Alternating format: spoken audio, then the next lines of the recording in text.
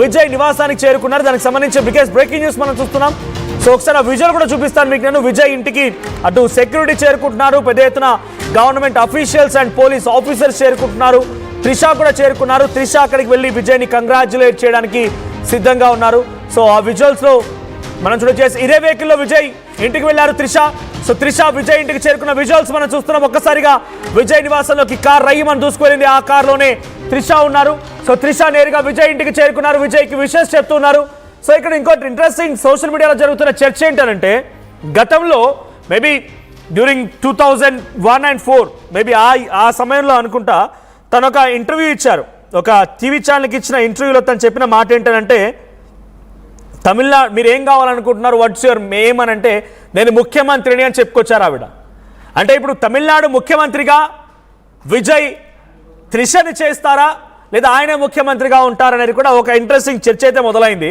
So maybe it's a comic way, but ఏం జరుగుతుందో చూడాలి. సంథింగ్ ఈజ్ ఎగ్జైటింగ్, అది కూడా చూడాల్సిన అవసరం అయితే ఉంది. త్రిషాని ముఖ్యమంత్రి చేసి విజయ్ ఏం చేస్తారు మరి? సో నిజంగా సిచ్యువేషన్ ఉంటుందో చూడాలి. బట్ ఏదేమైనా త్రిష ఇటు విజయ్ ఇంటికి రావడం ఒక్కసారిగా సంచలనం. ఒకసారి అక్కడ రావడంతో ఫ్యాన్స్ కూడా బయట నుంచి చాలా మంది తన వీడియో రికార్డ్ చేసే ప్రయత్నం చేస్తున్నారు. ఒకసారి తన ఎంట్రీ ఇచ్చేటప్పుడు ఎటువంటి కోలాహలం ఉంది, ఆ వీడియో చూద్దాం.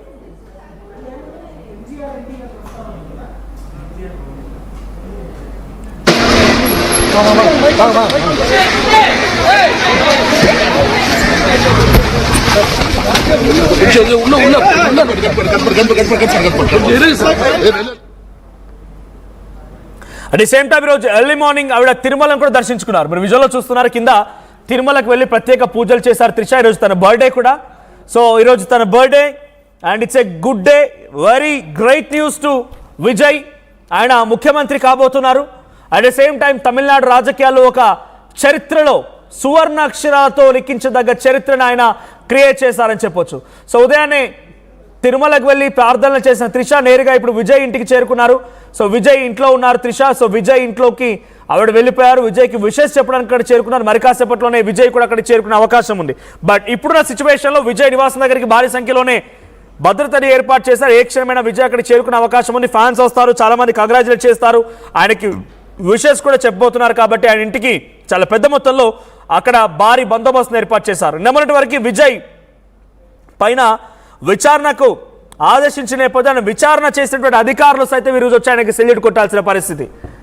సో ఎక్కడైతే ఆయన ఓడిపోయాడో అక్కడే మళ్ళీ నిల్చున్నాడు ఆయన.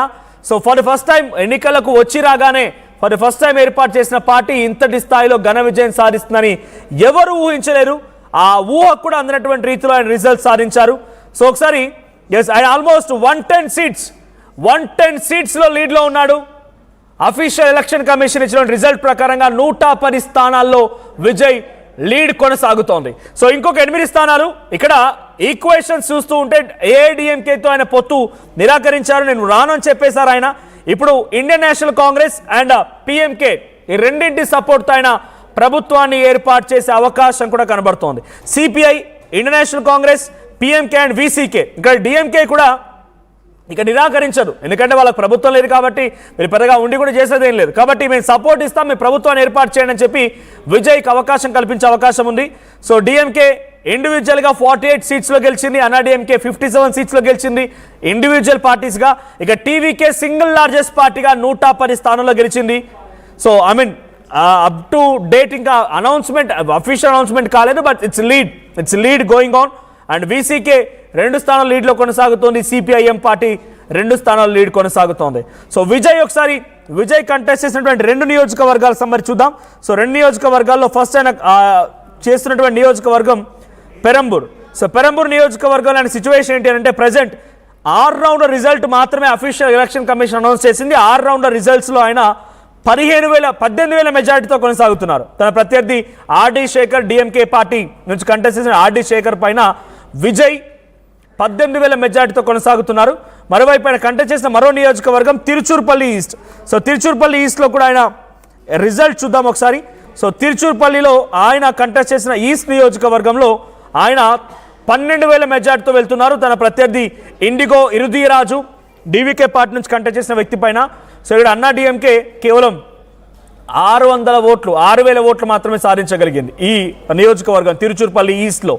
సో ఇవన్నీ కొనసాగుతున్నాయి. తన ఎవరైతే డ్రైవర్ తన కారు డ్రైవర్ కుమారుడికి ఇచ్చిన చోట కూడా అక్కడ కూడా ఆయనే విజయం సాధించబోతున్నారు.